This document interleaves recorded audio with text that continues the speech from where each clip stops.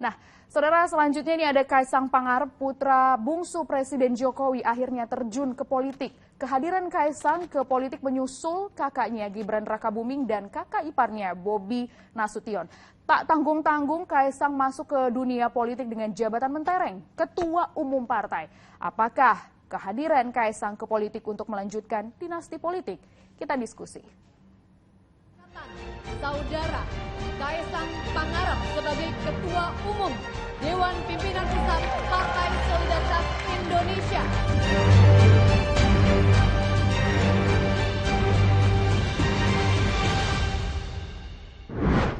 Netizen lagi main tebak-tebakan nih, mau tahu apa? Ini dia.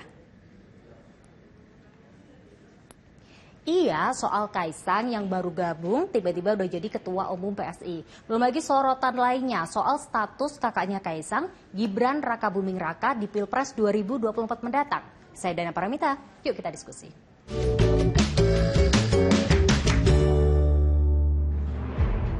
Jadi unggahan netizen ini adalah soal posisi Kaisang jadi Ketua Umum PSI padahal baru 2 hari jadi kadernya. Dan kalau melihat rekam jejaknya, putra bungsu Presiden Joko Widodo ini nggak ada background sama sekali di dunia politik. Kita dengar dulu ya respon dari Presiden Joko Widodo usai anaknya dilantik jadi ketua partai. Ya ditanyakan ke PSI, tanyakan ke Kaisang, sudah dewasa, sudah punya keluarga, sudah punya istri. Masa ditanyakan ke bapaknya terus?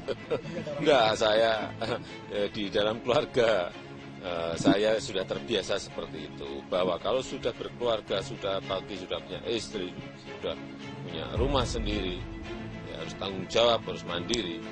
Apa yang sudah diputuskan pasti sudah dihitung, baik buruknya dihitung risiko. Ya, minta doa restu orang tua ya, saya restui.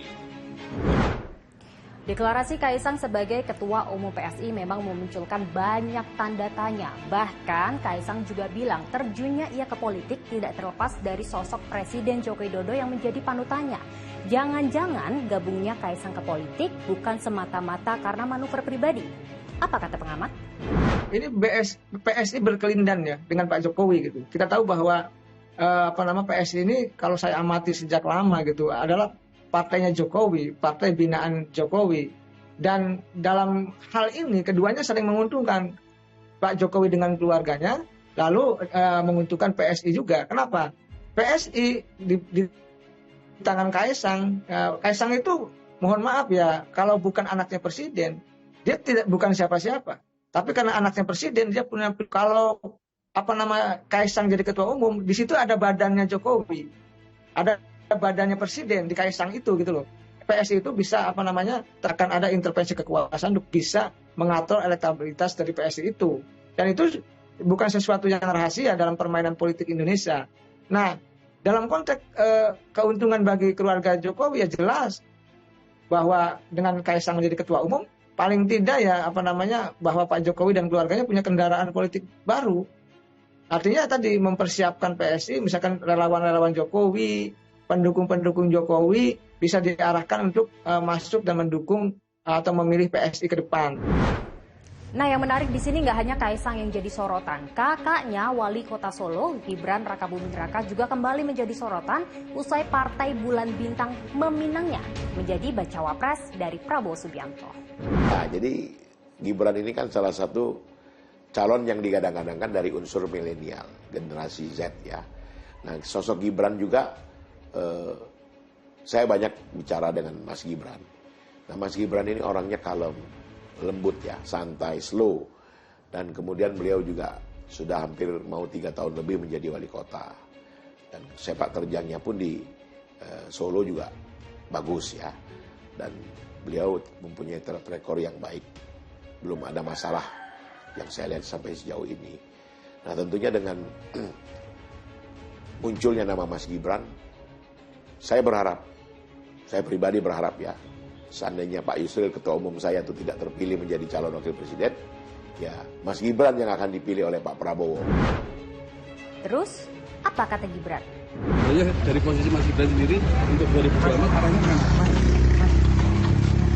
Saya terpilih semua.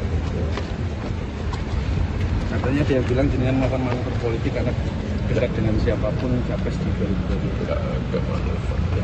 Saya kan cuma anak ini besar. Nama Gibran Rakabuming Raka di bursa cawapres bukanlah hal baru. Bolak-balik, putra sulung dari Presiden Joko Widodo ini menempati elektabilitas paling tinggi kalau dibandingkan dengan nama-nama lainnya. Tapi hingga saat ini Gibran masih kepentok dengan syarat usia minimal capres-cawapres 40 tahun. Nah, sekarang apa kabar ya gugatannya sudah berjalan di MK?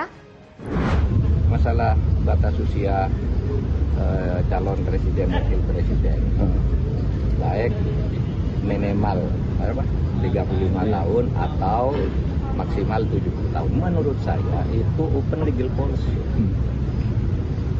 Yang menentukan itu adalah positif legislator. Positif legislator itu DPR dan pemerintah. Kalau Mahkamah Konstitusi itu kerjanya negatif legislator. Artinya hanya membatalkan kalau sesuatu bertentangan dengan undang-undang dasar. Tapi kalau hanya orang tidak suka dan sebagainya, itu tidak pantas.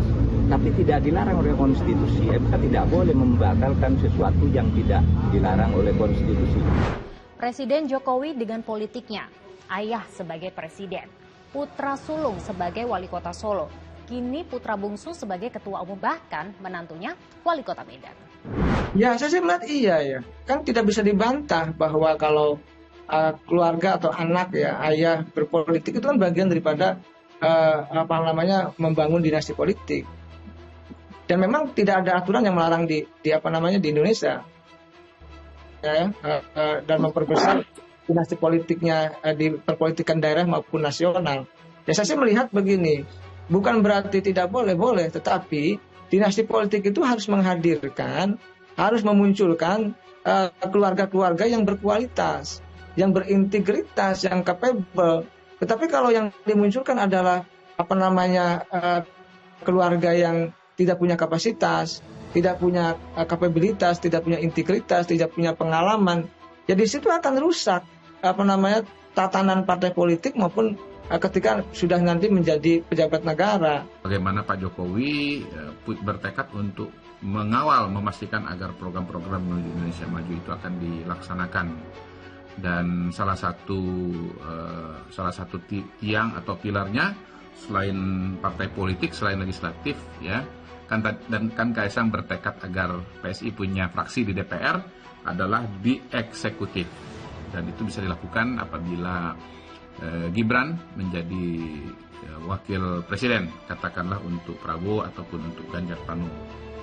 Jadi Gibran maju sebagai calon wakil presiden itu menurut saya sebagai sebuah opsi dan kemungkinan politik yang sangat real ya, sangat nyata, dan itu bisa terjadi.